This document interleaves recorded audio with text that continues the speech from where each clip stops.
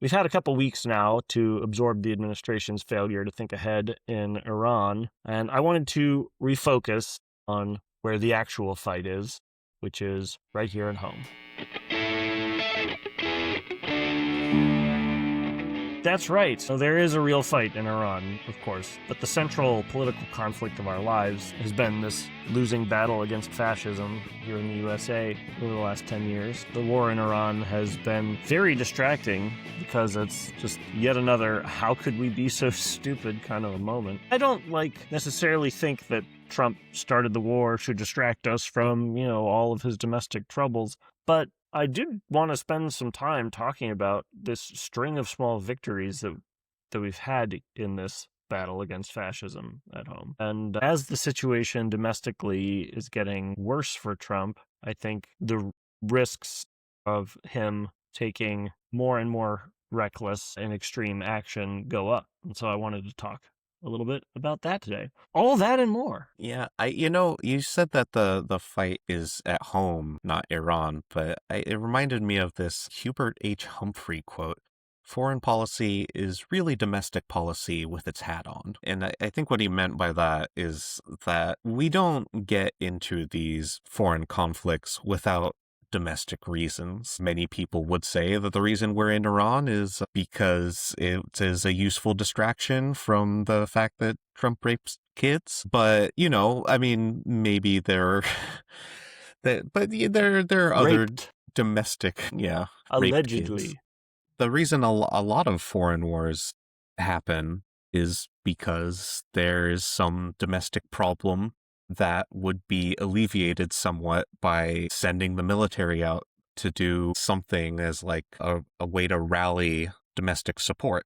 Right.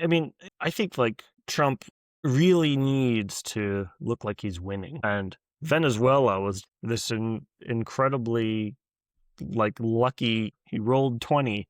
Just the U.S. military just did what it does and everything went down without a hitch. And he's like, man, if I can keep doing that, who else can I bomb?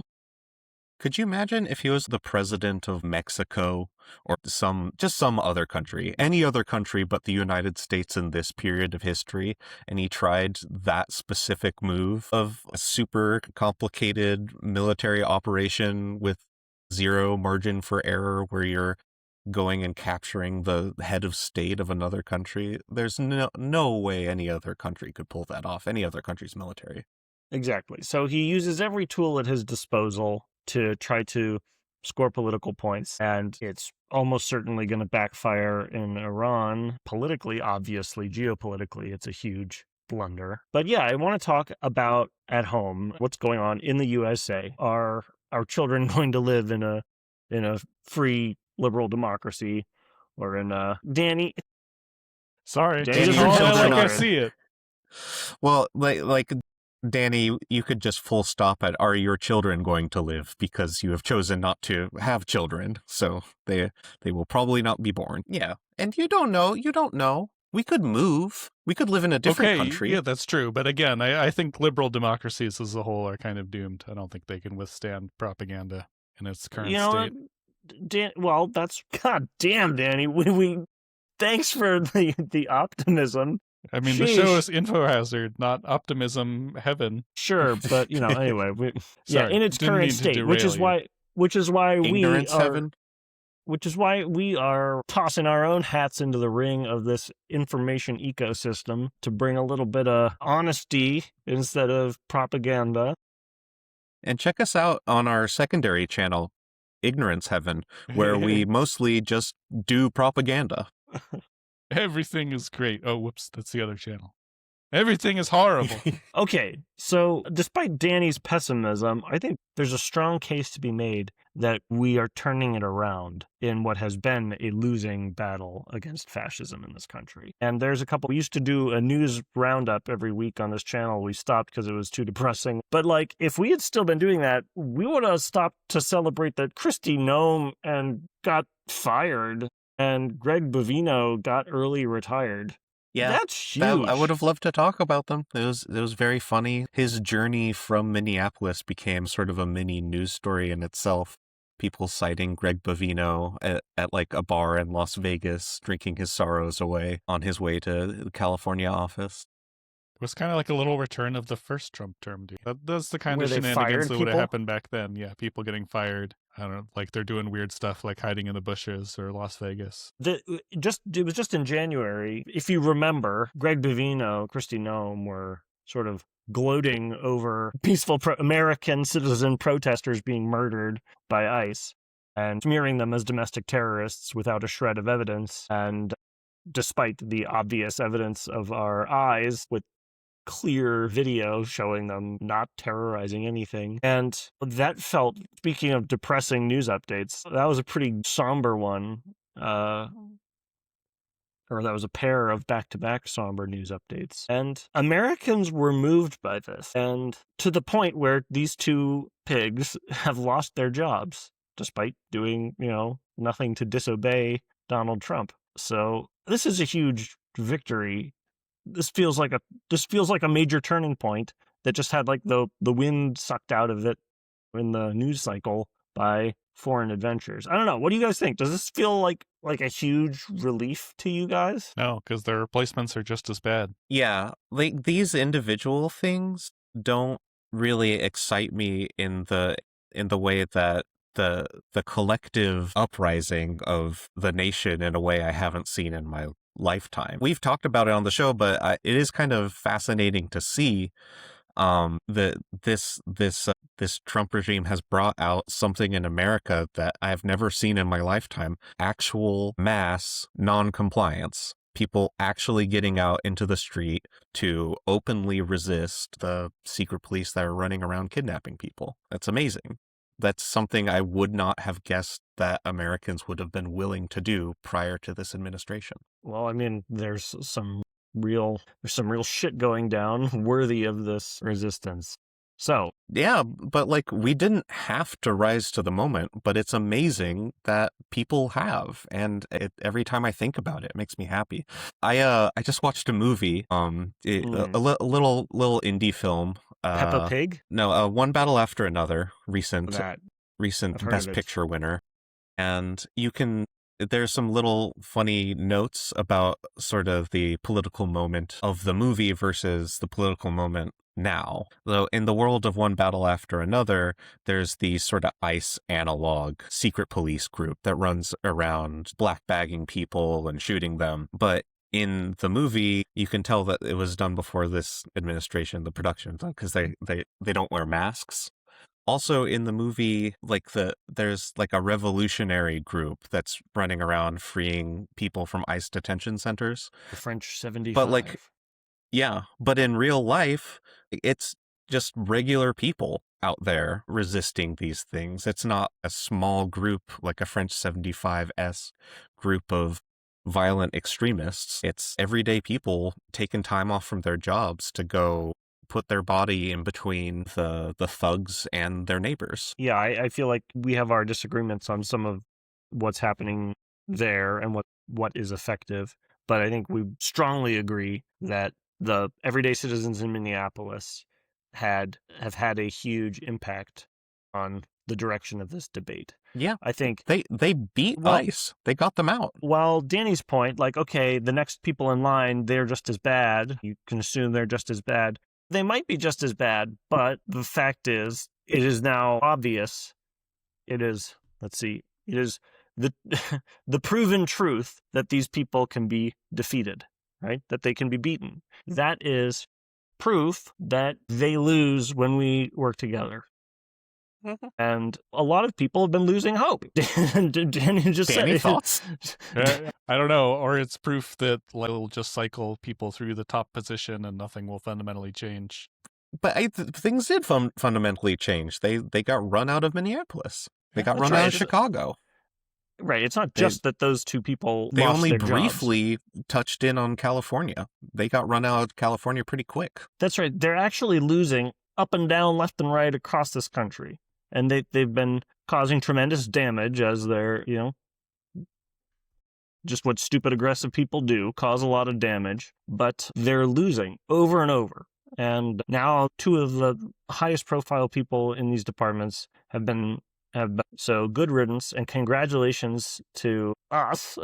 Congratulations to America. Like, we're going to be stringing together a lot more wins like this. And, I'm sorry, Danny. It's going to be hard. It's going to be hard for you to mope. I don't know, dude. I'm kind of as a we keep moping stringing, champion, dude. As we keep stringing together big wins here. But yeah, we're going to be winning. We're going to do so much winning, we're going to get tired of winning. Dude, that's a really good phrase. Did you come up with that? Yeah. Wow. Just came up with it. Top of the dome. Wow. It's amazing. It's amazing. Maybe you should just constantly use it, dude. Like every time that you could possibly use it, and then some.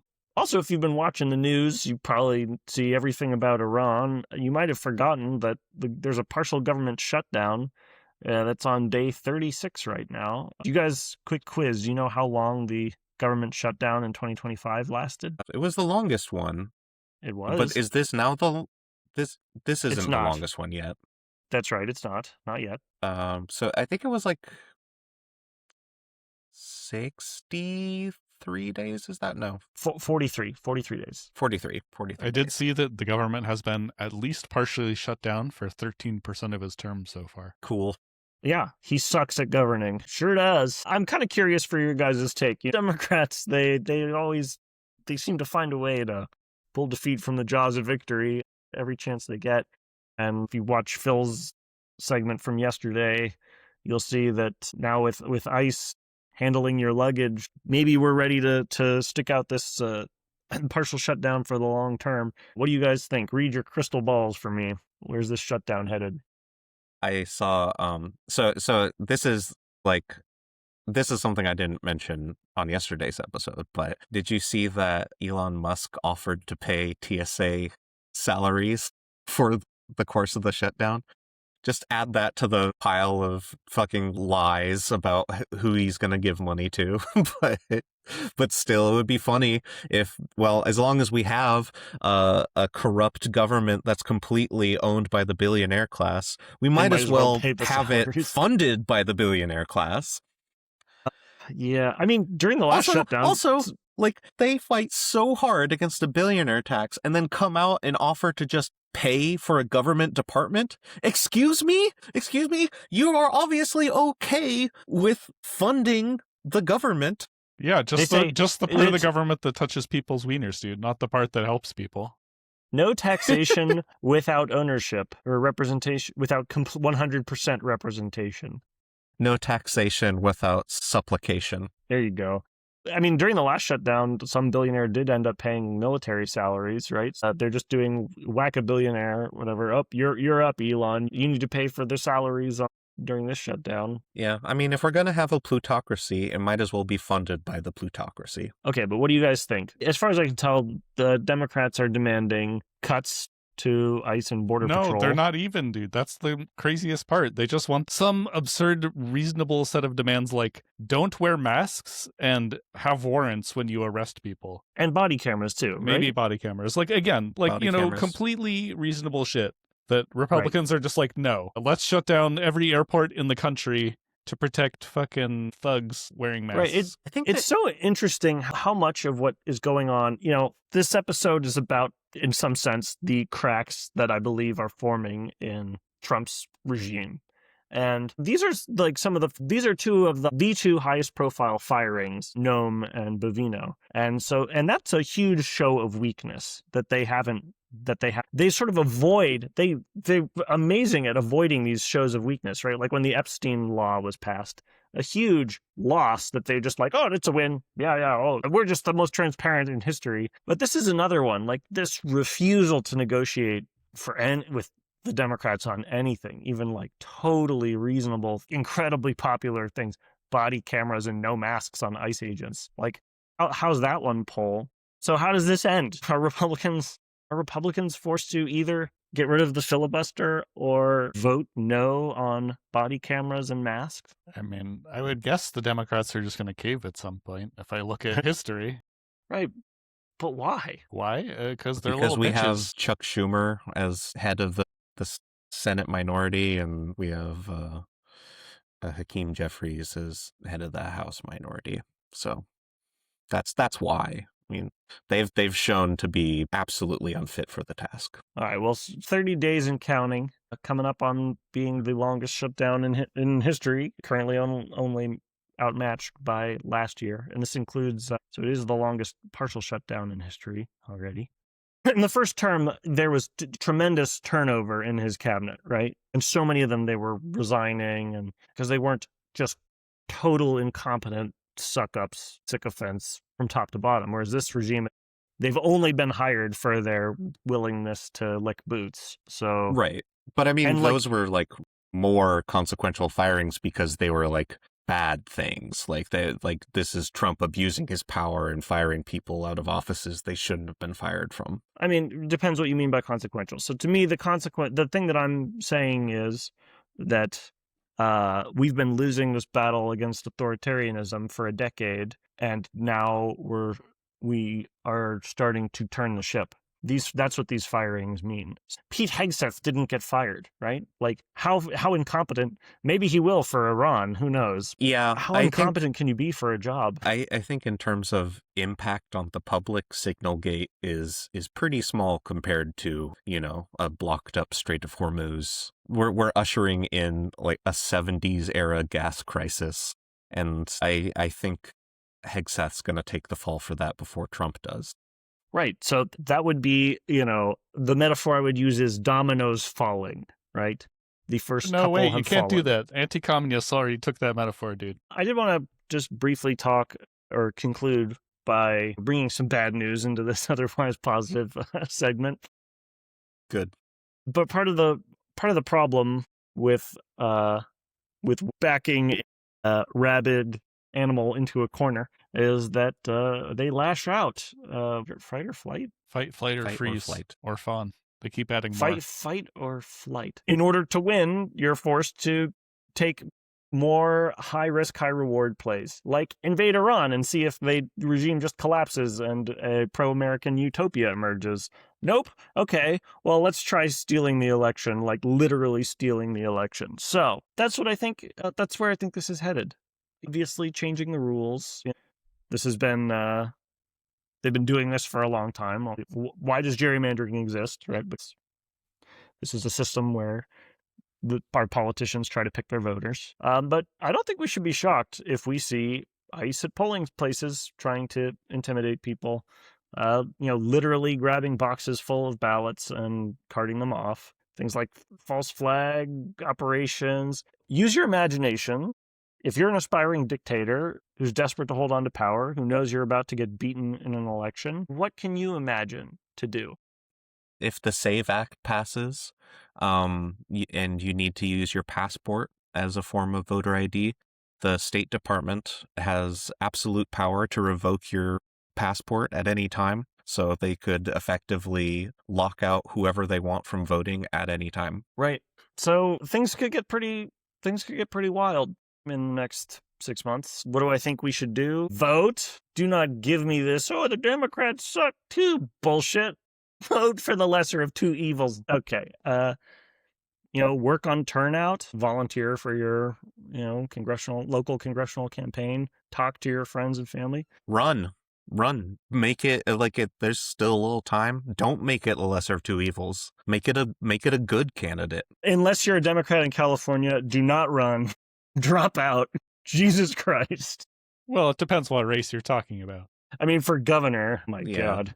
All right. Anyways, also, volunteer to be a poll worker. You can personally try to ensure that elections are conducted properly, at least in your area, and you can bring some serious cred to dinner on Thanksgiving when your kooky uncle says that immigrants stole the election. You can be like, I was there and they didn't. I was there and ICE did. I stole the election.